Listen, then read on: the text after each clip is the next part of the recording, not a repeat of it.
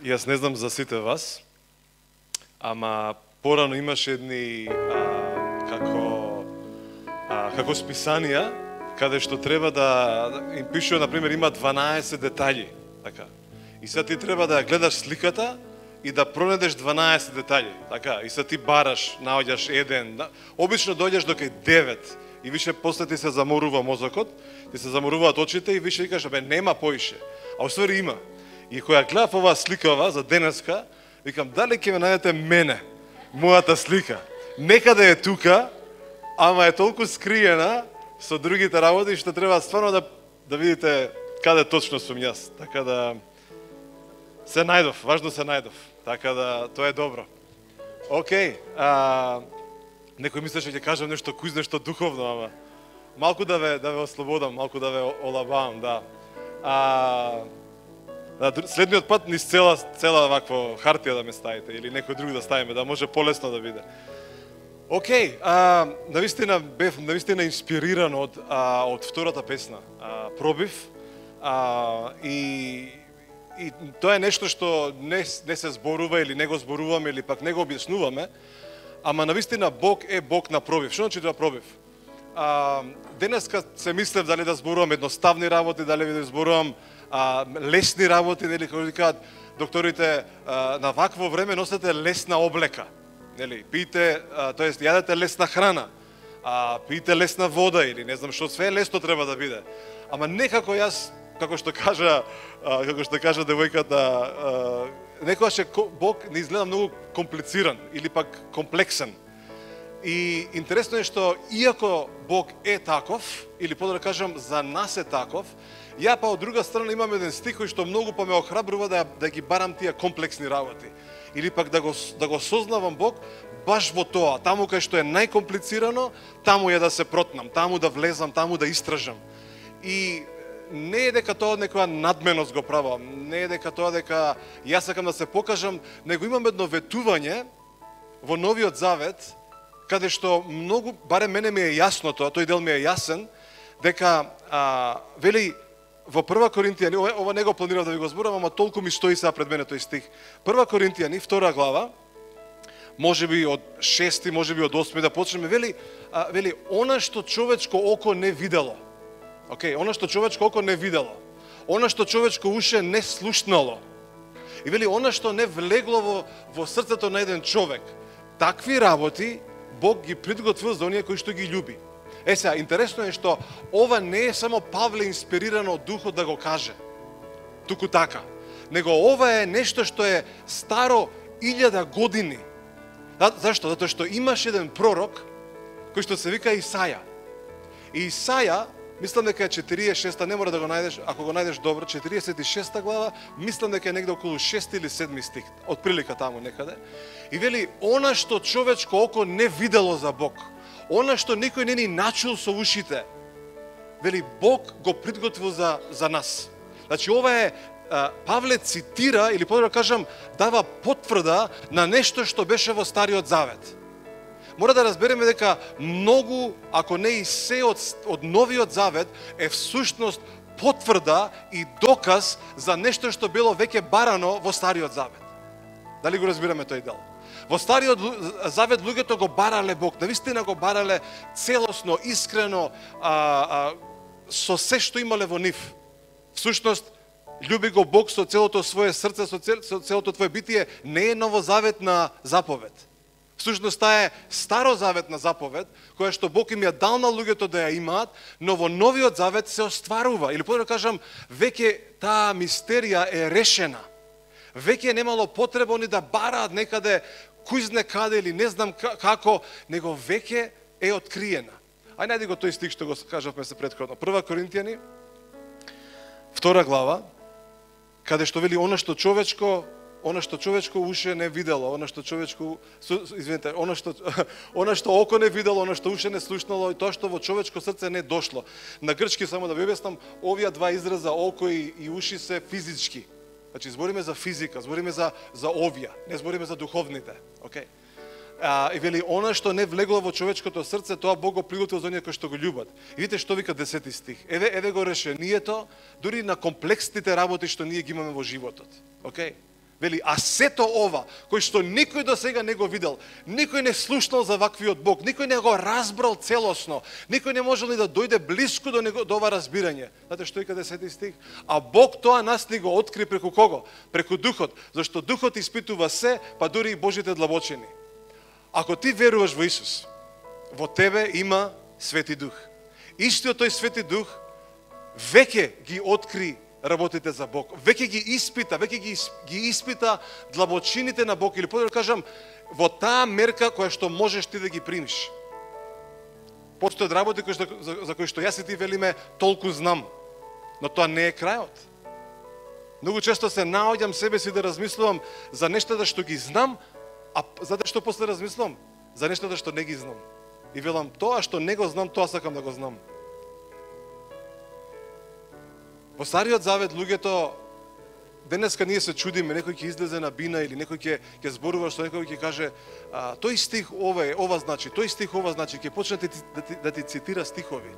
И ти се чудиш, лале, како бе ти толку многу памтиш стихови? Дали знаете што било мерилото, значи мерката, мерилото, стандардот за секој едно дете во Израел? Доколку тоа дете сака да биде дел од школото, или подобро кажам, од училиштето, каде што ќе научи за својот Бог. Дали знаете кој беше стандардот, или кој бил стандардот? Да го научиш цел Стар Завет на памет. Не зборам само, чекај, кај беше сега, Исаја 46, не, чекај, 46, 5, не, ај, пробај Google. Немало Google тогаш. Google бил духот во нив. Значи, тоа беше стандардот, кој што не го имале. И тоа не значи дека ти ќе бидеш избран како ученик од рабинот. Него твое било да научиш. И рабинот вака те гледа, вика, овој, знаеш ти цел Стар Завет? Знам, почна цитира. Абе, знаеш, ама некако, не ми личиш ти на та, не ти. Ама, избери ме, дома ќе ми степаат. Значи, рабинот од тие 100 ученици од целото село, од тие 100 деца, кои што сите го знаат на памет, целиот Стар Завет, ги знаат пророците, ги знаат изреките, ги знаат псалмите, знаат да цитираат се. И рабинот вели, овие 5 може, другите идете на нива да работите. Дали разбираме што направи Исус кога дојде на земјата? Он не ограничи на само на 5, него рече секој што ќе поверува во мене, јас ќе го наречам ученик. Секој што ќе поверува во мене, нели мора да го научи целиот Стар Завет на памет, нели мора да го научи целиот Нов Завет на памет, иако е добро. Не мора да го научиш. Ја веќе те одбирам. Така да кога ќе поверуваш во Исус, благодата направи нешто што ниеден во Стариот Завет не можеше да го разбере. Беше тешко да се разбере. Затоа кога јас и ти ќе кажеме дека живееме во таа благодат, тоа е нешто многу чудесно. Тоа е нешто што човечко око не видело, човечко уше не слушнало, немало такво нешто никогаш претходно. И кога Исус ја носи благодата, сите стојат вака. Велат, Господи, да не претера ти, да не претера со се во ова. А Исус вика, не, таква е благодата. Таква е прекрасна, чудесна. И ги зачудува сите луѓе. Всушност во Колошјани вели дека дури и ангелите зачудено гледаат како низ клучалка и се чудат на оваа благодат. И велат, каква е оваа благодат што Бог им ја дава на луѓево? Ние до сега не сме виделе вакво нешто. Дали разбираме дека ангелите не ја разбират потполно благодата? Дали знаете зошто не ја разбират потполно? Знаете зошто? Затоа што нема греф во нив. Не разбират бидејќи живеат по други стандарди. Они живеат по стандардите на светоста. Затоа што они се создадени. А не гледаат нас луѓето и велат, овој пак ја утна, пак ја сгреши и пак добива благодат. И не може да се изначудат на таа благодат што стои врз тебе. Затоа што не заслужуваш, а сепак добиваш. Требаше да бидеш казнет, затоа што видите, ангелите добро се сеќаваат, они имаат меморија. Они се сеќаваат дека пред илјадници години, пред многу години во вечноста, 1/3 од нивните другари еднаш сгрешија и веќе се тргнати од небото. Дали го разбираме тој дел? Вели, еднаш сгрешија и 1/3 беа избришани од небото, беа тргнати. А ние сакаме, некеме, па ми се греши понекогаш. Го прашале, зашто направи глупост? Ми се праеше глупост. И повторно таа благодат те покрива. Сега, денеска ќе ви зборувам да не си играме со огин. Затоа ќе ви објаснувам малце. А тоа што сепак благодата колку што е голема, толку е и опасна. Или подобро да кажам, толку е силна во нашите животи. Дали се сеќаваме што беше темата последниот пат кога зборувавме? Беше дисциплината на благодата. Океј, денеска го имаме вториот дел и ќе пробам денеска да ви го објаснам тој дел. Не се плашете, нема да биде страшно. Ќе биде само озбилно. Значи за страшно друг пат ќе зборуваме, а денеска ќе биде малку озбилно или подобро да кажам сериозно. Затоа што верувам дека благодата мора сериозно да се прифати или подобро да кажам да се негува во нашите срца. Јас го разбирам делот каде што Бог ни простува. Јас го разбирам делот каде што веќе ни е простено. Јас го разбирам делот каде што веќе не се плашиме ниту од сегашноста, не се плашиме ниту од еднината, не се плашиме ниту од началствата, не се плашиме ниту од демоните, не се плашиме од ништо, бидејќи вели во Римјани 8 глава, каде што вели негде при крајот вели никој не може да не оттргне од Божјата љубов, никој. И таму набројува ниту сегашноста, ниту еднината, ниту овие, ништо.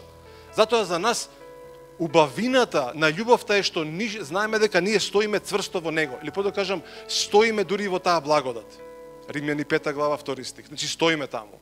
Но има еден друг дел кој што многу лесно го заменуваме, или подобро кажам, го тргаме на страна и не ќе да размислуваме, а тоа е начинот на однесување.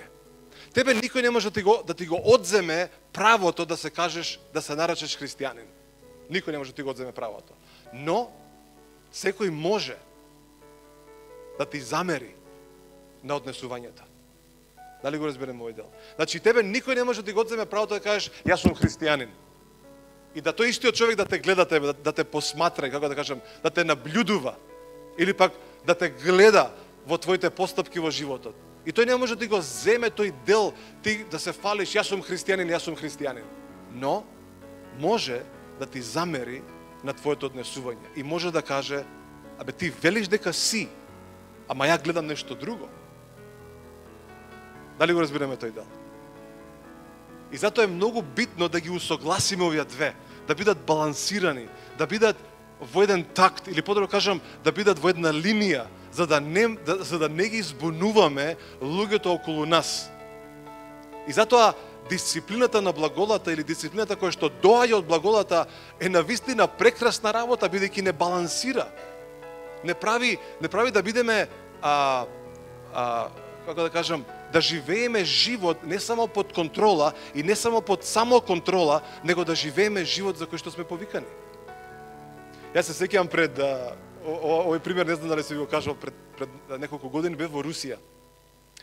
И сега замислете, прв пат доаѓам таму. Црквата прв пат ја гледам. Луѓето прв пат ги гледам. Не знам ништо за нив. Пасторот само што ме запозна пасторот. Само што кажавме здраво и тој рече, окей, сега ти ќе проповедаш на оваа конференција. Ја викам, добро. И се спуштаме доле во салата, пуно луѓе, пуна сала, ја почнам да проповедам. Како што проповедам, замислете, не ги знам луѓето. Значи, едно е да знаеш некој и да му кажеш, да се, како да кажам, кој збор да го потребам, да се зездаш со него, нели? Бе, Андреј, те знаеме тебе, што е ова фризура. Нели? Значи, може така да му кажам, нема да се наљути, зашто ме знае. Усвари, ја го знам него толкаво. Повеќето од вас ве знам толкави, Малецки. Кате ја знам толкаво Малецко бебенце. Се сеќавам каде се молевме за нејзе. Точно се сеќавам. Точно знам колку саат беше. Точно знам дека ми рекоа претера со твојата проповед, Зоран. Саат време проповедаше. Знам, точно се сеќавам. Значи, можам да го направам тоа со тебе, но замислете луѓе кои што не ги знам никогаш. И како што проповедам, застанувам и викам на еден дечко овдека. Викам, ај ти стани.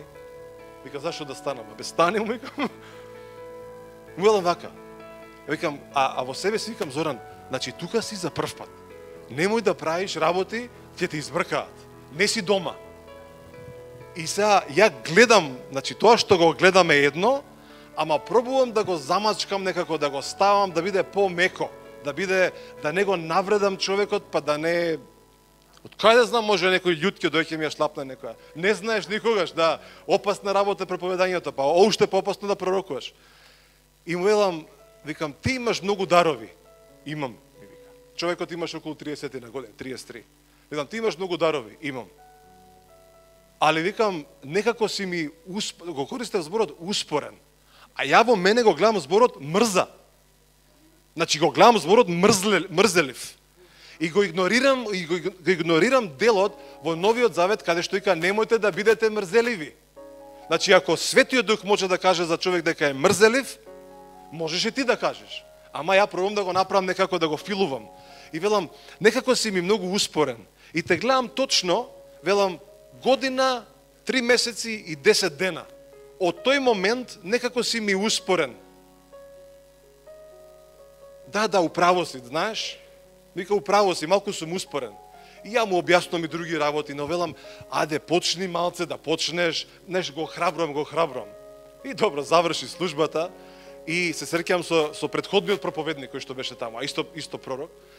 И му спомнам за човекот, веќе, за тој, па рече, мене ми зборуваше Светиот Дух за него, викам, и што му рече? Му реков, ти таму стани, абе ти си мрза, непоправлива. Леле, викам, јас се изнамачив со филување на зборовите. Не бе, вика, тој мрза е. Вика, точно пред година дена, 3 месеци, 10 дена, вика, истото му го кажав. Леле, си викам, Господи, како да правам со луѓе, што да правам со луѓева? Знаете, Светиот Дух точно знае што правиш. Значи, тој не го порекнува твојот стандард, или кажам, тој не порекнува твојот идентитет. Твојот идентитет е веќе зацрснат во него. Он точно знае кој си ти и сака да ти знаеш кој си ти во него. Значи, тоа не го пипкаме тој дел, викаме, тоа не пипај. Но го пипкаме делот, или кажам, го истражуваме делот со однесувањето, со начинот на живење, со дали овој идентитет е истиот со тоа кој што луѓето го гледаат. И затоа тука најдобар момент или најдобар учител или кажам најдобар обучувач е благодата. Зошто? Затоа што ако е некој друг, тоа ќе те навреди. Ако е некој човек од надвор, ти ќе го одбиеш него. Но ако е благодата, тогаш не можеш да одбиеш. Зошто? Бидејќи живееш по благодат, бидејќи спасен си по благодат. И затоа најдобриот учител, и да кажам, најдобриот балансер на нештата во твојот живот ќе биде благодата. Еден многу јасен стих кој што не знам колку пати го имам кажано дека се наоѓа во Тит 2 глава. И нема да идеме 11 стих, идеме во 12 стих. Каде што вели Божјата благодат ни дава инструкции, ни дава менјо, како е на македонски, како? Упатство, да, извинете. Упатство за како да се откажеме од непобожноста. Значи, таа ти дава инструкции. Интересно е што во овој стих имате две опции, или да кажам, две действија. Имате инструкции, имате поучување. Некој каже, па тоа е исто. Не е исто. Тоа не се две исти работи. Затоа што ти можеш да читаш инструкции од лист, од хартија, но тоа не може да те поучи. Тебе те поучува благодата. Тебе те поучува Светиот Дух. Тебе те поучува црквата. Зашто? Бидејќи е реален момент. Дали го разбираме тој дел? Словото, што јас многу си го сакам Библијата, видете, има многу голема вредност во мојот ум, во моето срце, во моето разбирање. Многу голема вредност. Само затоа што не ме гледате се шетам со хартија на Библија, тоа не значи дека јас не ја сакам. Ја најверојатно можам да цитирам повеќе стихови од било кој вас од тука. Зошто? Бидејќи го сакам, а тоа што го сакам го вреднувам, а тоа што го вреднувам го сакам. И го почитувам, и го памтам, и го разбирам, и го живеам, и го студирам. Го разбираме тој дел. Значи, ова не е фалење, малку е, ама не е фалење, окей. Само малку. Малку да ве потикнам да размислувате повеќе од тоа што го имаме. Се сеќавате, пеевме Пробив. Видете, таа песна Пробив е како молитва. Ја викам, ја не знам дали се осмелувам секогаш да го пеам тоа што го пеевме. Ти, Господ, како беше Николче, ти, Господи, ми даваш ти си нашиот пробив, не носиш во нови што, во нови пробиви, во нови предели. Знаете колку пати сме се молеле, јас и Ребека или било кој од вас, Господи, дај ми нови работи, дај ми нови луѓе. И кога ќе дојдат новите луѓе, не ги познаш како нови, ти ги познаш како некоја, како си тоа, како закана. Али кога ќе побараш ти од Господ, Господи, нови нешта дај ми, сакам да видам нешто ново. И после недела дена, после месец дена доаѓа тоа новото. И ти кажеш, ама не вакво ново. Јас сакам како старото старо, ама ново да биде. Затоа што старото го знам. И затоа сакам да биде како старото, ама да биде ново. А Господ вика, бе, нема такво нешто. Или е старо, или е ново. Не вика Бог во Стариот Завет, слушајте, ќе дојде време кај што ќе направам од старото срце, ќе го направам нешто, па ќе го направам како, ќе го моделирам, ќе го модифицирам и ќе изгледа како ново. Не, он го зима старото, го трга на страна и става ново. Така да, колку пати се молиме ние, Господи, сакам да видам нешто повеќе од Тебе или нешто по-ново од Тебе. И тоа доаѓа и ти кажеш, ама не вакво ново. Ова е премногу ново, премногу е непознато, па новото секогаш е непознато. Новите работи што Бог ти ги дава, тие ќе бидат непознати, но убавината е што имаме благодата и го имаме Светиот Дух кој што е учител.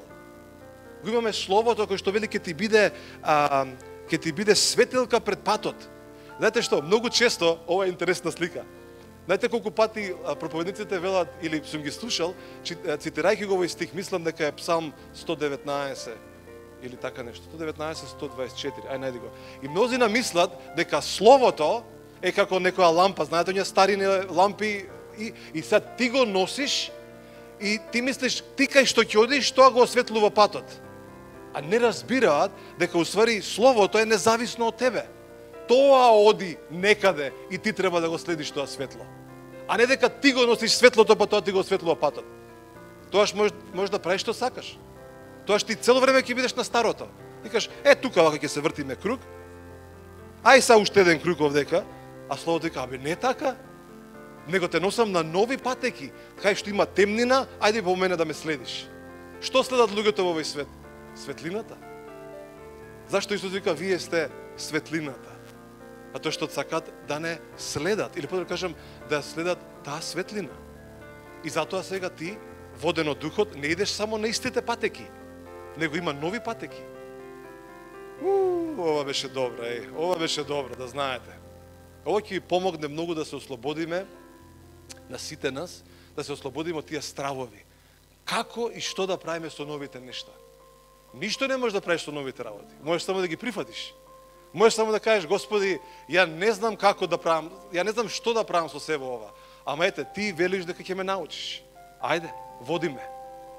Тоа е убавината на водството на Светиот Дух. Не знаеш, не разбираш и не мора све да разбираш, али истапуваш во вера. И потоа, после некое време, се вртиш назад и викаш, вау, какво прекрасно дело во мојот живот, какви прекрасни чуда направи во мојот живот. Тоа е убавината на знаењето и на незнаењето. Океј, ајде ќе идеме во еден стих, мислам дека е, кој беше првиот стих? Заборавив. Ајде идеме во Тимотеј. Ќе ви прочитам неколку стихови, каде што верувам дека ќе ви помогне барем малце да разбереме дека благодата, благодата нема да те кој збор да го потребам, нема да те насочи на нешто погрешно. И зашто велам дека благодата е баланс? Не е баланс јогурт, него е баланс кој што ги балансира нештата.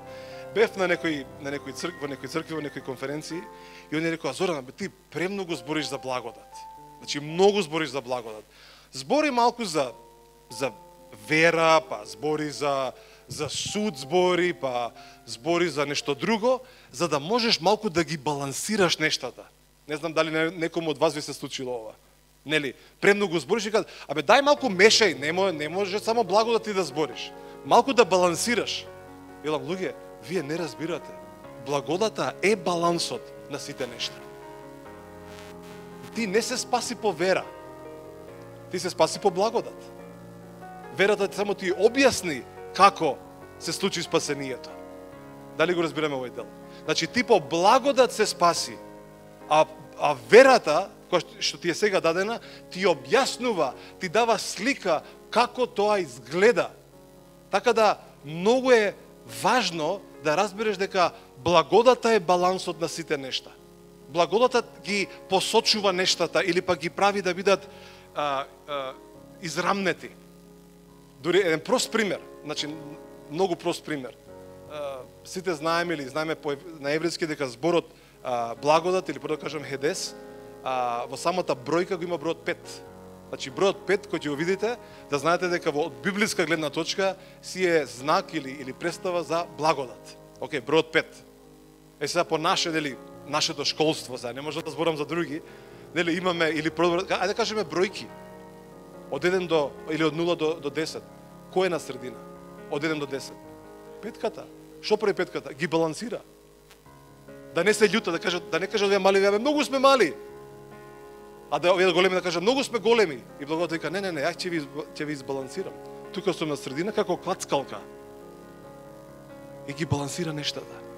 Да не може некој потежок да се качи, па да ти отидеш нагоре. А у исто време, ако се качи некој или подобро ти да можеш да имаш тежина во твојот живот, за да можеш ти некојаш да бидеш, да можеш да се балансираш. Така да благодата ги балансира нештата. Да, ова е интересно, да. Океј. 1 Тимотеј 4, 7 и 8. Обучувај се себе си во дисциплината на побожноста, зашто телесната дисциплина има некаква полза. Тука најверојатно се вклучува диета и тие врсти на активности, најверојатно, да. Но побожноста е многустрано полезна за кога? За секој ден. Значи за тебе и за мене, кога ни треба дисциплина или кога ни треба благодат? Секој ден. Секој ден да можеме да ги балансираме што? Неправдините, лагите и лошите работи што се случуваат дали во нашиот живот, дали кон нас или кон другите луѓе. Дали знаете која е најопасната состојба која што еден христијанин може да има? Да биде огорчен на нештата околу него. Да биде огорчен. Што ќе да биде огорчен?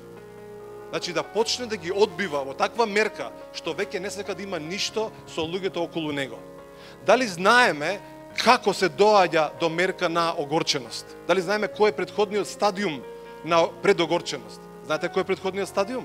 Разочараност. Кога ти ќе подоживуваш една неправда, друга неправда, трета неправда, четврта неправда, друг ти сгрешил, трет ти сгрешил, трет ти украл, и кога ти го живееш овој начин на живот, доаѓа до момент каде што ти викаш се разочарав од државата, се разочарав. Ти кажеш се разочарав од луѓето, од системот, се разочарав од се и се што.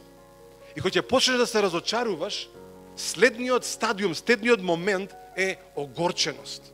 И за словото не вели во Евреи, вели пазете да некој од вас не отпадне од благодата. Зошто? Затоа што во него ќе се роди корен на горчина. И тој корен на горчина ќе го донесе него надолу и ќе ги всушност грчкиот збор е ќе ги зарази и другите околу него. Затоа секогаш внимавајте. Иако сте во црква, внимавајте со вашите сетила. Кога ќе видите огорчен човек. Ја не велам да го отфрлите, него само велам пазете што слушате. Бидејќи луѓе кои што не живеат во благодата, или да кажам, ќе го објаснам и ова. Грчкиот збор за пазете да некој не падне од благодата. Не е човекот да отпадне од спасението, нема врска со тоа. Не е стихот Господ ќе го казни. Знаете кој е грчкиот збор? Да отпаднеш од благодат е да снемаш сила. Пазете да некој не отпадне од благодата. Што значи тоа? Да изгуби енергија да функционира како христијанин во овој живот. Затоа што кога ќе изгубиш таа благодат, или да кажам силата која што благодата ја продуцира во тебе, тогаш знаете што правиш? Знаете што правите? Истапувате од заштитата што ја имате, истапувате од балансот на благодата и знаете што велите? Јас ќе го направам ова. Јас ќе ги средам работите. И ќе почнеме да ги средуваме. И ќе почнеме мислејќи ја можам да го направам ова. Ја ќе го направам ова, ја ќе му кажам на тој, па тој ќе го искрам, па со тој ќе се расправам, па со тој ќе се истепам, па со тој ќе направам ова. и веќе си тука некаде, а благодата уште стои таму. А ти овдека во твои сили оперираш. Силен, навидум силен, навидум љут, навидум разбираш. Само за да после некој време си истоштен. И велиш се разочарав од сите. Не можам повеќе. Не можам да се борам. И веќе следниот стадиум е огорчен човек. Кој што не го интересира ни што пише во Библијата, не го интересира што другите велат, не го интересира кога црквата се собира. Тој вели, не ме интересира, бе, каква црква, ништо не ми е тоа, не ми треба мене црквата. Видите, тоа се опасни изјави. Тоа се многу опасни изјави. Да си помислиш во твоето срце, мене не ми треба црквата. Мене не ми требаат браќата и сестрите. Мене не ми треба благодата која што ја има таму помеѓу нив. Ја можам само да го направам. Еден од најопасните состојби на еден христијанин е да почне да го порекнува своето потекло. Да го порекнува моментот каде што се родил, а се родил во благодата. И што мислите, што ќе испадне со таквиот човек? Тој ќе се нарекува христијанин. И тоа никој не може да му го земе. Но ќе се однесува полош од неверник. Полош од некој кој што... Затоа Павле вели, подобро за некој од вас, подобро, да дури не го запознаевте Господа. Подобро. Значи, он не вели дека не е добро да се запознае Господ, но гледајќи ги луѓето, вели, леле, Господи, ја да можев да бирам, овој немаше да биде спасен во прва рака. Немаше да му дозволам да искуси твојата добрина. Но Бог не е како Павле. Бог е добар. И вели, ти не разбираш, имам ја благодат за него.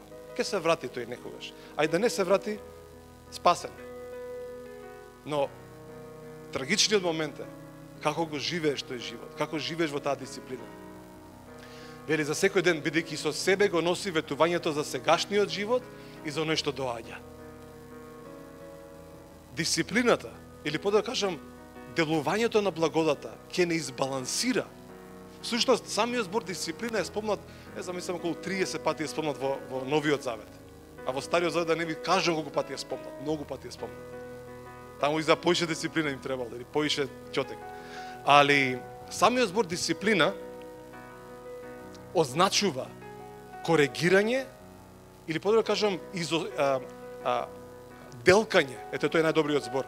Каде што има работи кои што ние ги носиме со нас и не мислиме, да бе, вака треба да изгледаме како христијанин. И Светиот Дух вика, не е баш тоа така. Не е баш така. Ајде да го скратиме овој дел не ти треба. И секој кратење поднесува врста на болка. Барем така ние го доживуваме. Но знаете, благодата, пак ја кажам, ги балансира работите. Во исто време губиш нешто за кое што си мислел дека е твое или дека е добро, само за да следниот момент дознаеш, па што ми требаше да го носам ова бреме 20 години? Што ми требаше да го правам овој греф 20 години? Што ми требаше да се однесувам вака 2 или 5, 10, 20 години, кога сум можел и без тоа? Го разбираме тој дел? Многу често ние мислиме, леле, Господ ме казнува или нешто ми зима од мене. Мојот Бог, ајде кажам вака, мојот Бог не зима ништо од тебе. Мојот Бог само додава на тебе. Додава на твојот живот. Што додава? Благодат, убавина, љубов, вера, планови, ветувања, ги додава. Ги накалемува врз нас, а не зима.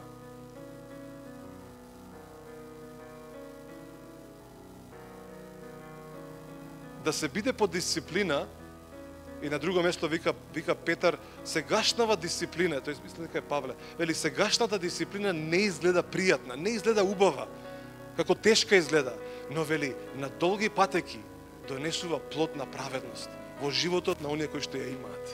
Така да не се плаши од корекција, не се плаши од коригирање на твојата патека. Зошто? Бидејќи е за твое добро. За твое добро е. Ајде одиме во некој друг стих. Но избрав неколку стихови за вас денеска. Мислам дека е кој е следниот? Најди ми го овој дел. Најди ми го, овој не ти го кажав, Ефесјани 4:11. Ова е многу интересен стих. Мислам дека треба да го знаете на памет овој стих. Ефесјани 4:11-13 вели вака: а Исус, а тој на црквата и даде едни за апостоли, за пророци, за учители, евангелисти и за пастори. И се видите што пише овдека. Вели вака: се додека сите не дојдеме до единството во верата и во познавањето на Божиот Син, до зрелиот човек, до мерата на растот на Христовата полнота. И сега, знаете ли што е овдека најинтересниот дел во овие два стиха? Во овие три стиха, да, 2,5-3 стиха. Знаете ли кој е најинтересниот дел? Што грчкиот збор што се употребува овдека за изградување, за усовршување, е збор што се користи во медицината. Каде што се користи за некој што е кајропрактик. Не знам како на македонски како е тоа. Кајропрактичен. Хиропрактичар. Некој што те ги мести коските. Значи, не те ги крши костите, него ги мести. Значи, ти кој ќе одеш кај некој, не знам, кој викаш, ле, брзо, хичмова. И тој што прави? Те фаќа и точно знае каде да истегне. А ти викаш, немој таму ќе боли. И тој вика, ќе боли за момент. Ама од кој ќе те наместам, ќе ти биде подобра. И затоа овдека Исус им дава на црквата помош и дава луѓе кои што можат да те наместат како што треба, кои што можат да те истискаат и да те искрцкаат, крц. И ти кој некој ќе каже некој сега ќе те изгазам, нели? Мислам ќе те изгазам, вика ај лежи доле да те газам. Еднаш Звонко вика да те изгазам, немој, викам Звонко, немој да ме газиш. А ова е вистина, дојде кај нас, вика, да те изгазам, немој. Вика, ама лесен сум како балерина. Па не знам дали си лесен како балерина, знаеш, некако не ми изгледа така. И не, викам, не може. Али кога Исус си дава на црквата и дава со цел да ја исправи патеката, или по-да кажам, да телото биде направено на таков начин да не поднесува болка, или по-да кажам, да функционира како што треба. И затоа вели, за додека сите не дојдеме до единството на верата и до познавањето на Божиот Син, до зрелиот човек и до мерата на растот на Христовата полнота. Каде го искусуваш ова? Каде се овие 5 служби? Во црквата. И секогаш ти го кажеш, ама ја не идам у црква. Еднаш ми кажа некој, рече, познавам една жена, а бе вика, повеќе стихови знае од тебе. Стварно викам, тоа е невозможно, ама ајде.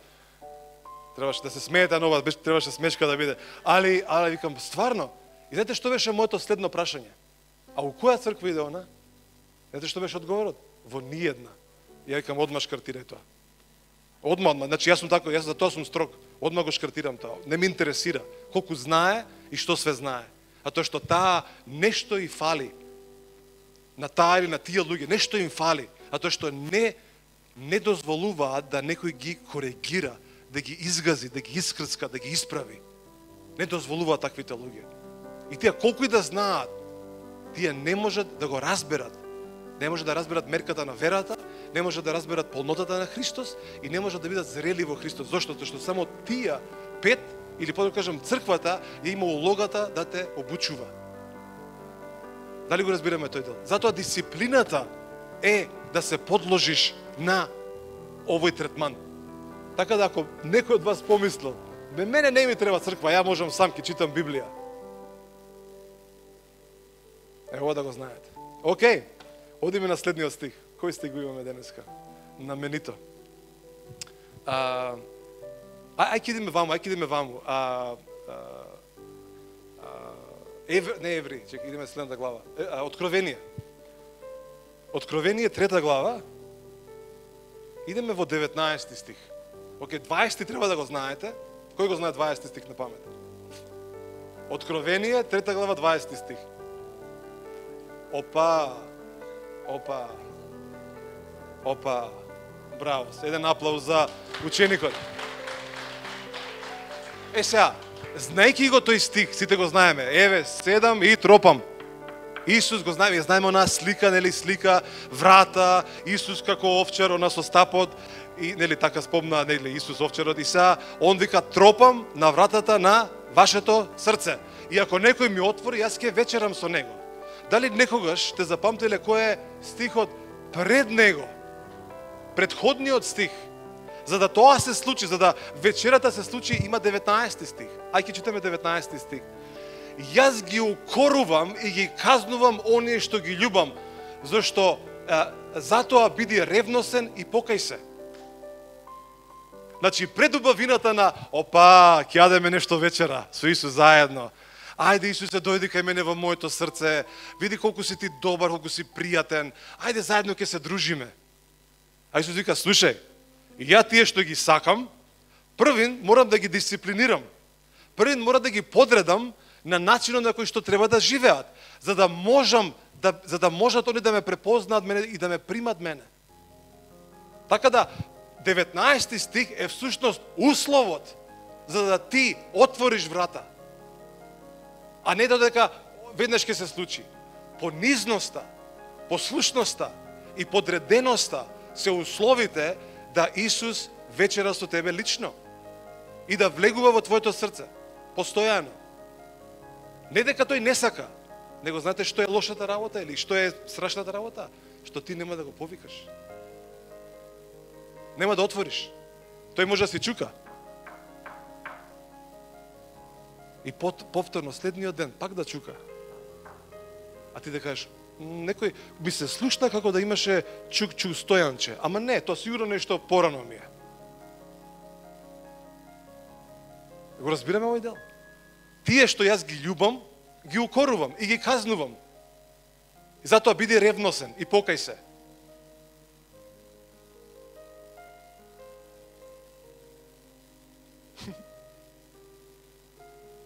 Најверојатно тука зборува за некоја дисциплина во нашите животи.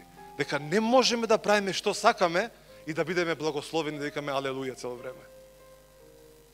Јас сакам да сите викаме алелуја, да бидеме радосни. Но едно нешто разбирам. Како што јас имам многу корекции, adjustment на англиски, како подесувања, тогаш и сите други имаме подесувања, кои што не можеме да ги трпиме. Или не смееме да ги оставиме во нашите животи. Да ни сметаат. Знаете што ќе ни сметаат? Да му отвориме на Исус. Затоа што овој стих не е за евангелизација. Нели, сите викаат, еве, Исус тропа, нема врска со евангелизација овој стих. Овој, знаете со што има врска овој стих? Со идентитет. Затоа кој си ти? Затоа што следниот стих, дали некој го приметил следниот стих? Следниот стих вели, на оној кој победува. Што победува? Ги победува навиките од животот, ги победува нештото околу него, ги победува работите од овој свет. Вели, на таквиот ќе му дадам да седне до мене на мојот престол, како што јас победив и седнав со мојот татко на неговиот престол. Знаете, порано размислував дека на небото има еден престол, и потоа има уште еден престол, и потоа има и илјадници престоли. Нели така го замислував ја, таткото, синот и сега, нели, колку христијани има? Многу има, милиарда. И јас си рачунав има, тоа има редици на тронови, како се вика тоа, на престоли. И така го замислував. И знаете што еднаш Светиот Дух ми покажа? Вика, нема многу престоли на небото. Има само еден престол на небото. Истиот престол на кој што Исус седна, он вика, сега сте седнати до мене. Со други зборови, седнати се во него. Значи, нема друг престол кој што е на небото, што е друга столица помала, за да не може некој да се љути таму што е негде на крај. Да не каже тој, ама ја на крај сум овдека, не си на крај, ти си во Христос. На истиот престол седиш. Ветување на Исусова, не е моје ветување. Дали го разбираме делот на дисциплина? Дали го разбираме делот на ревност? Знаете кој е века грчкиот збор за ревност? Ајде тој ќе го спомнеме. Зело. Од таму доаѓа на англиски зилос. Знаете дека тој всушност е поетичен збор. И знаете што означува? Всушност тоа е како имитација, да имитираш вода да врие. Врие водата.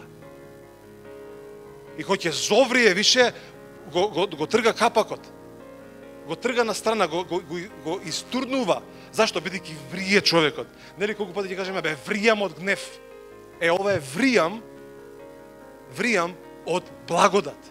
Зашто сакам да бидам ревносен, затоа што сакам да му служам на Светиот Дух, затоа што сакам да служам на црквата, затоа што сакам да бидам воден од благодата, затоа што го сакам Исус. Затоа ќе бидам ревносен, затоа ќе правам се што треба, некојаш и се што не треба, да му служам на Бог. Биди ревносен во нештата што Бог ти ги поставил. Немој да бидеш таков, немој да бидеш како македонец. Немој. Не дека македонците се лоши. Немој да бидеш како албанец. Немој да бидеш како американец. Немој да бидеш, него биди како граѓанин на небеското царство, кој што врие од ревност. Ревност да му служи на Бог. Постојана ревност, постојано вриеш и велиш, ја ќе пукнам од ова што е во мене. Често размислувавме за тоа дека кога вели Исус, реки на жива вода ќе течат од вашата утроба. И колку пати сме слушнале проповеди, па тоа е пророштва, па тоа се зборови на знаење, па тоа се јазици. Знаете што ми покажа на Светиот Дух? Реките на жива вода не е ни едно од тоа, иако се производ. Вели, реката на животот, реките на живот кои што излегуваат од тебе, се всушност реки на благодат.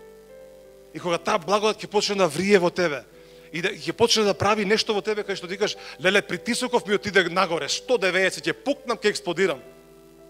Е, такво е чувството на ревноста. Каде што ревнуваш, едноставно друго ништо не гледаш. Не ги гледаш нештата од овој свет и велиш, ја не можам другачие, ја морам да го правам, морам да бидам ревносен.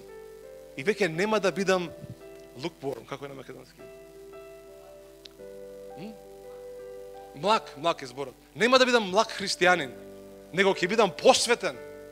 Кога треба да идам на служба, ќе идам на служба. Кога ќе треба да идам да посетам, ќе идам да посетам некој. Кога ќе треба да читам Библија, ќе читам Библија. Кога ќе треба да сонувам, ќе сонувам. Едноставно го прифаќам тоа како моја дисциплина во мојот живот, за да можам да му служам на Бог целосно и активно во секој еден ден од мојот живот. Секој еден ден. Јас секој утро се будам со мојот аларм во 6:33 и велам, Господи, вау, уште еден ден, уште една убавина, и ја гледам благодата што е врз тој ден и се радувам за неја, викам, леле, друга врста, или по да кажам, уште една мерка на благодат за овој ден што си го посветил или си ми го дал ја да го живеам. Така да бидете ревностни, бидете во не е тоа очај, ја не го сакам зборот очај, бидејќи очај подразбира недостаток на надеж, не го сакам зборот очај, али ја подобро би го потребил зборот ревност. Ври од таа благодат во тебе и да ништо не сме да те сопре. И прави работи кои што ако Светиот Дух ти зборува, направи ги. Ќе кажам оваа сторија, пред 2-3 недели бевме во Будимпешта. Не е поканена некоја конференција, супер си поминавме таму, луѓето се изнакажа, ние си се одморивме малце, 2-3 дена. Значи, само што бевме во Будимпешта. Ја имав можност да се молам за неколку луѓе, ама така, само толку. Доаѓаме дома, после недела дена, јас се возам со колата и слушам глас во мене. Си го слушам Зоран, ама како да не е Зоран, ама Зоран си го слушам. И Зоран вика, како малку подналјутен, како малце, како да очекува нешто. И вели, Зоран вели, а зашто мене не ме канат оваа црква, ја да проповедам? И дори си кажам, Зоран, не биди горделив се, си има други проповедници таму, што има тебе те викаат. Си дискутирам, ја и Зоран си дискутираме. Ама го слушам, Зоран ми вика, треба мене да ме поканат у таа црква, ја имам што да им дам на нив. И јас си возам на дома, значи ова се случува на 3 минути од мојот дом. Доаѓам дома, за 3 минути доаѓа порака од еден од пасторите од Будимпешта. И ми вели, Зоран, ја не можам да го одбием ова чувство од мене. И морам да те поканам тебе да дојдеш. Морам да те поканам. Мораш да дојдеш затоа што треба да проповедаш во тој факултет библиски 2 дена и мораш да проповедаш на таа служба. Ја велам, слушај, да го немав овој разговор во мене со Зоран, ќе ти кажев не, бидејќи не можам. Имавме гости, тогаш мислам дека беше и Стивен Роджерс од прилика тука. Викам, не можам.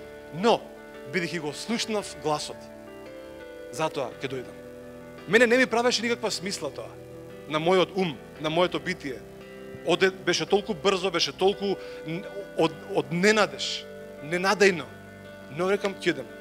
Ја мислам дека можеби беше нешто, ја би го класифицирал како можеби едно од најубавите моменти за мене лично во оваа година, во 2019 година. Тоа беше неверојатно присуство. Не само на Светиот Дух, не само на таа, него на тоа пријателство, на тоа поврзување. Тоа беше божествено. Пасторот, човек кој што вели, Зоран, ја имам се во животот. Мене ништо не ми треба. Имам се. можеш да набориш што сакаш, го имам тоа. Но вели, тоа ти што го имаш, тоа го нема. И интересно е како тоа Светиот Дух ќе каже, или овој човек ќе каже такво нешто. Знаете зашто ќе каже? Затоа што овој човек, иако имал се, вели, јас сакам да се подредам на тебе. Сакам да бидам понизен.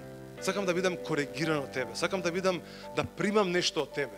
Човеков не се плашише да биде коригиран. Човек кој што има висок статус таму во тој град и големо искуство. Интересно е кога ќе сретнете такви луѓе кои што имаат многу и велат, ама ти ми требаш во мојот живот. Тоа беше буквално божествена интервенција, за која што јас велам дека мене ме благослови многу, а јас знам дека ги благослови нив. Зашто го кажам овој пример? Ке има моменти во твојот живот, и ја верувам дека и веќе имало, каде што ти си го слушнал твојот ти, или гласот на Духот во тебе, али не си реагирал. Си кажам, не бе, ова не е за мене. Овој пробив, ова само некои луѓе може да кажуваат вакви работи. Ете, Зоран знае секогаш да кажува нешто големо, ама ова не е за мене. А ја од друга страна сум наполно уверен дека е и за тебе. Дека има пробив за твојот живот. Дека има чудесни работи Бог приготвено за тебе. А тоа што ако Бог не приготвил чудесни работи за тебе и за мене и за сите нас, тоа што не треба да го пееме тоа. Тоа што треба некој да се земе тапа и каже, оваа песна само за мене. За другите дека слушаат некоја друга песна, нешто народно. Така да прифати го тој дел, дека како и да изгледа чудно, недофатливо, незамисливо, прифати го фактот дека Бог е и твој Бог. И дека истиот тој Бог е Бог на пробив. И дека може и сака, всушност он сака, може ќе го тргне на страна, сака да го направи тоа и во твојот живот. Сака. Он веќе ги приготвил сите денови, сите дела уште пред било што да беше создадено. Знаете, додека седев на таа конференција и цитирам еден стих, уште една сторија и велам, луѓе, чувствувам притисок врз мене. И ти вика, Зоран, да не ти е добро. Не, викам, не таков притисок. Него притисок чувствувам. Знаете од што? Имам редица на стихови, имам редица на стории, имам редица на откровенија кои што ги гледам наредени, чекаат и викаат, избери ме мене, сакам да му служам на мојот Бог. И ја викам, ја морам да кажам, ајде утре ќе те земам тебе. Разбираме тој дел. Има редица на дела кои што стојат во твојот живот и велат, избери ме мене, зашто сум создадено да му служам на мојот Бог. Ти не знаеш од кога. Ја цела вечност, ја илјадници годините чекам ти да се родиш, а тоа што бев дадено за тебе, ти да ме употребиш.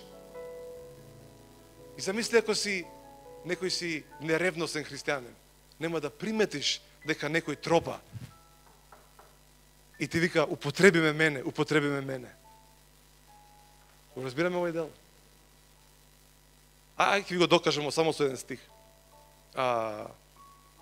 Ефешани, тука ќе завршиме некаде. Ефешани 2 глава. 8 стих го знаете, така? По благодат сме спасени преку вера и не е од наши дела да некој се фали. Точка. 10 стих. Затоа што сме Божја поема, Божја креација, Божје создание. Слушнете се зашто сме создадени. Слушнете. Зашто Негово дело сме создадени во Христос Исус за добри дела кои Бог однапред ги приготви да живееме во нив. Во твојот живот, сега, денеска, во овој момент, ја ги гледам тие дела. Ја го гледам тој животен стил. И тој тебе копне, тие дела копнеат во тебе да бидат изразени. И тропаат, и велат, пушти ме, избери ме, сакам да го прославам Бог, затоа што бев создадено, јас сум добро дело и бев создадено од мојот Бог уште пред илјадници години, уште во вечноста, уште кога овој свет не постоеше, Бог мене ме замисли да и ме предопредели за тебе, за да ти се родиш. И кога ти се роди, јас се радував, тоа дело вика, се радував бидејќи дојде моментот да човекот се роди на земјата, да можам преку него да се изразам и да го прославам мојот Бог.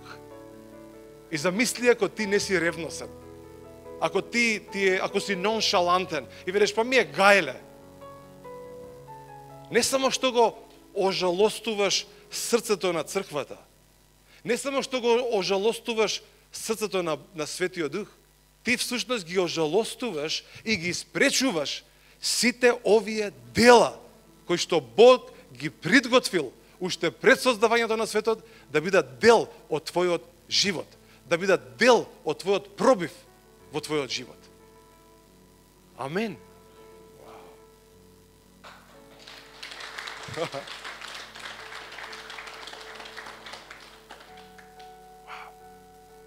Реков уште еден стих и толку? Да? Ај сам уште еден. Уште овој готови ветов, нема више.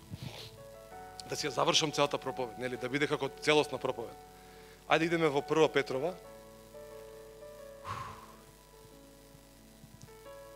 1 Петрова, извини, 2 Петрова, идеме во другата. 2 Петрова 1 глава. Само да ви посочам. И овој збор не го сакав многу порано, бидејќи верував или да кажам бев малку замаен од убавината на благодата и викам што? Напор, каков бе напор? Само по благодат. Не треба никакви напори ни да правиме. Не треба ништо ние да се трудиме во животот, него се е тоа благодат. И благодата вика, Зоран, че малку да те избалансирам ја тебе, да ти покажам дека не е како што ти само мислиш. Да, постои благодат. Благодата секогаш се однесува на идентитетот. Океј, значи благодата секогаш го потенцира идентитетот, секогаш. Со цел да го смени или да го подобри однесувањето. А уште ќе кажам тоа. Благодата во твојот живот, незиниот фокус секогаш ќе биде кон твојата праведност или праведноста твоја, кон идентитетот и кон твојот статус. Со цел да кога тоа откровение ќе дојде, однесувањето во твојот живот да биде пропорционално како идентитетот. Го разбираме тој дел. Така да немаш ти да кажеш, јас сум праведник, а тука нешто правиш. И викаш, никој не знае за ова. Само еден Господ знае. И тој Господ му го покажува тоа на Зоран. И ти кажеш, па нели требаше да биде тајна? Абе, не е ништо тајна, се е откриено. Океј, ајдеме во 5 стих. Само да го потенцирам ова. Петар објаснува, вие, кои што имате вера, иста како апостолите, кои што сте повикани, свети, непорочни, ја споделувате Божјата природа. Божјата природа во вас живее. Океј? Значи, имате нешто што никој друг го нема, или да кажам, никој претходно го не го добил. Божествена природа, ако читате 3 стих. 3-4 стих. И са 5 стих, вика, слушајте луѓе, заради овој статус, заради овој идентитет, заради оваа позиција, сега, заради тоа, вложете ја целата своја, што да вложите?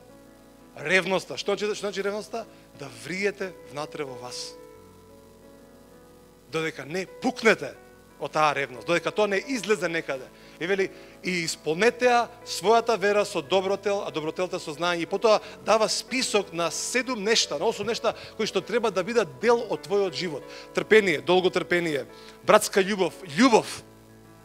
И следниот стих вели, и ако ги имате овие нешта, и ако растете, ако се умножуваат, никогаш нема да бидете непродуктивни и не, како е на македонски, мислам дека беше бесплодни, да, вика, и ако го имате сето тоа, и ако се умножува, не сте безкорисни, ниту бесплодни, во познавањето на нашиот Господ Исус. Значи, убавината е, види што можам да бидам секој еден ден, да бидам корисен и плодоносен, како во мојот живот, така и во животот на другите луѓе. Амен. Значи, тоа е ветувањето. Но, ова е опасен збор, но, ако некој го нема ова, ако некој не е ревносен, ако некој не ревнува по тоа, по Божјата волја, по Божите стандарди, по светоста, по праведноста, вели, ако некој не е ваков, оној кој го нема тоа е слеп и кусоглед и заборава дека бил исчистен од своите гревови. заборава. Мислам дека ова може би едно од најопасните состојби на еден христијанин. Да бидеш слеп и кусоглед, тоа се две различни работи. Интересно е што Принт вика слеп и кусоглед, не вика кусоглед и слеп. Го разбираме тој дел. Ние обично мислиме како ти е видот и каже абе ослабува, нели? Сега сум кусоглед, па кај да е, нели ќе ослепи човек. А интересно е што словото вика тој е слеп и кусоглед. Зашто така вика? Затоа што слепилото е состојба или по да кажам покривка која што независно значи дека човекот е слеп, него не му дава да ја види убавината на Божјата благодат. И затоа таквиот се однесува како кусоглед. Како вика, каде е тоа благодата, каде? Го разбираме тој дел. И заборава дека бил исчистен од гревовите. Заборава таквиот човек. Интересно е тоа кога да заборавиш дека постоиш.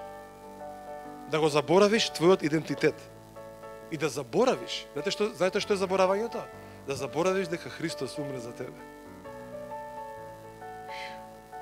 Страшно. Она што е твојот идентитет, она за кој што се држиш. Исус воскресна од мртвите за моје оправдување и да го заборавиш тоа. И да некој те праша, Исус што направи? Не знам.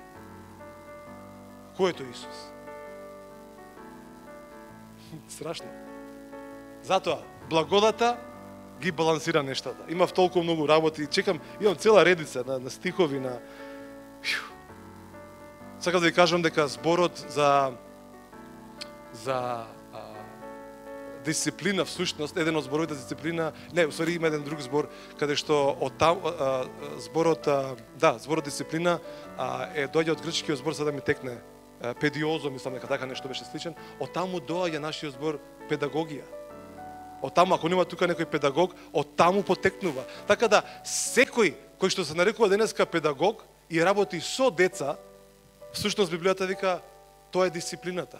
Повикан си да ги исправуваш нештата во животот на децата. Зашто? За да можеш да ги воспиташ во Христовиот дух. Така да всушност благодата е нашиот педагог. И не управува, или по да кажам, ги балансира нештата во нашите животи. Зошто? За да може да живееме според Божите стандарди. Така да дисциплината на благодата е твојот педагог. И знаете што за благодата да направи од тебе? Тебе да те направи педагог за други. Тебе да те поучи, да те даде инструкции како тоа се прави. За да можеш и ти да бидеш учител или педагог. Така да ќе добиеш образование на кратко. Не треба многу да учиш, ама ти го даде така. Со врски. Така да видите, постојат толку убавини во Божјото царство. Да не ги трампаме, да не ги друг збор имаше. Замениме, да не ги заменуваме со сегашните нешта. Со работи кои што поминуваат. Затоа вика, телесното вежбање има некој дел, али духовното има за вечноста и за секој ден од нашите животи. Така да јас верувам дека ова беше добро за вас, сите што го слушаат ова на интернет, ќе биде добро потсетување да не избегнуваат, како што вика Павле или писателот на Евреите, вика некој од вас ги избегнува заедничките собирања. И они мислат дека се прават многу паметни и дека можат сами по себе, не може. Не смеат. Така да доаѓате на служби, дружете се со христијаните, сами не можете, верувајте. Можете до некој момент и после ќе папсате. И после ќе ви биде крив. Не знам како се вика туку Македонија. Цацко, тој е секогаш е крив, да, тој е крив у секој случај, да. Али навистина верувам дека ова беше добро да го слушнеме, добро да го примиме во нашите срца, да не заборавиме, иако се чувствуваме силни, и иако имаме откровение за благодата, иако можеме да кажеме, да цитираме стихови, да знаеме теологии, верувајте дека благодата секогаш ќе не балансира, секогаш ќе не прави да бидеме коригирани. И не се плашете од корекции, не се плашете воопшто. Немојте да реагирате како луѓето од овој свет. Еднаш ќе му кажеш нешто, ти више не сакам со тебе. Не, барај некој да те коригира. Затоа што корекцијата е благослов за твојот живот. Затоа што ти самиот не можеш да видиш дека талкаш и луташ, али некој друг гледа. Ајде ќе станеме сите заедно.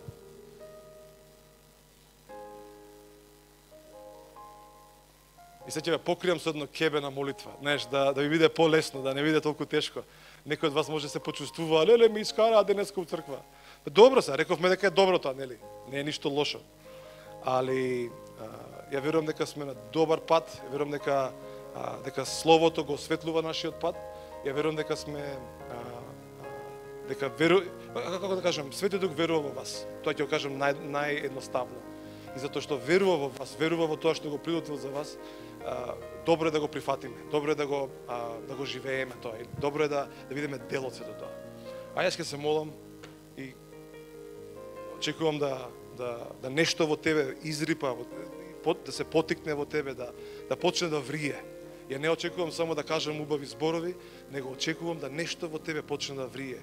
Некаква си желба, порив, како си тоа, страст за нешто, страст, да бидеш страстен за нештото што Господ ги ставил во тебе.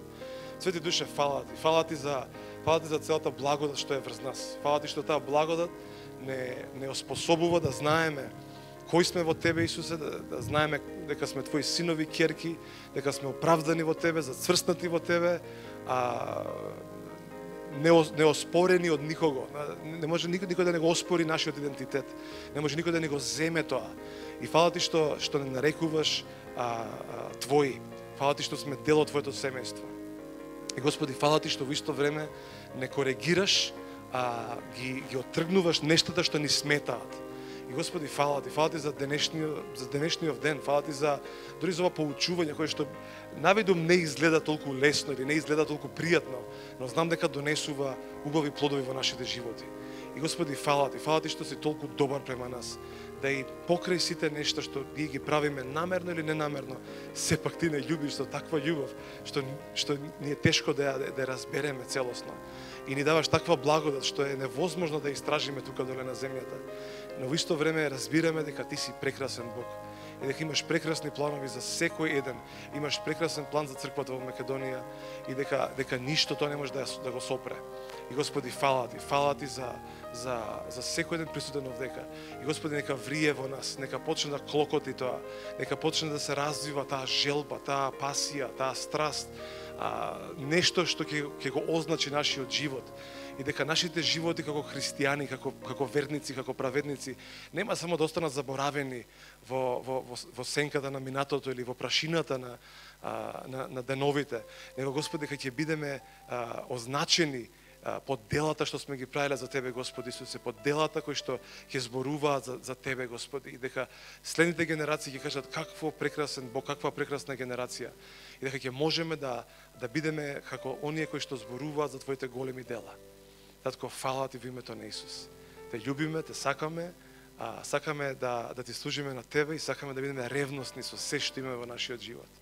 И јас ти благодарам за посебен благослов оваа вечер во секој еден, тука, во секој дом, во секоја куќа, во секој еден човек во Македонија, бидејќи ги љубиш неизмерно луѓето повеќе од она што ние го разбираме. Татко, фала ти во името на Исус.